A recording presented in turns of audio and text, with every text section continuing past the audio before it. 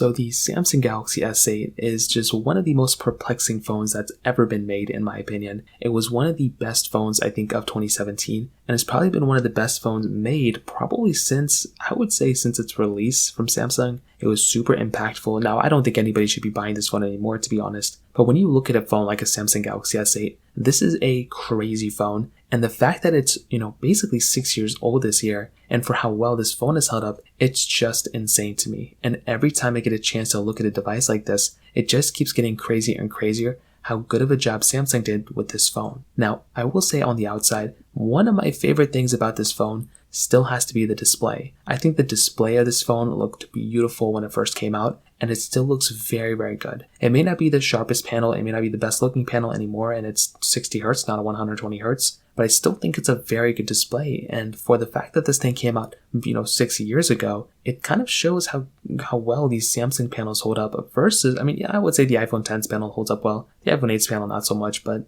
definitely when I look at this display with its curved glass, still a little bit of bezel on the top and bottom, but that curved glass gives this phone a completely unique look, especially compared to the flat displays we have on most Samsung phones now. So that was always the craziest thing. And also one of the most insane things still to this day is the fact that this phone had a USB-C port, a headphone jack, and a microSD card slot. Those types of things are just so insane, and the fact that this type of phone has that type of capability right there is just amazing. And when I look at this phone from that standpoint alone, it's just awesome how this type of device can basically do that. It can have those types of capabilities without having to really sacrifice anything. On top of that, I will say the camera on this thing, it wasn't the best camera when it first came out, and it was a single camera. I feel like at this time, Samsung could have probably put in another camera, especially when they made the Galaxy S9, but that's not to say that the Galaxy S8 is a bad phone or it's not capable or anything like that. I think this is a very, very capable phone from the camera side. Now, the saddest thing, as always, is probably the fact that this thing is not getting any more software updates.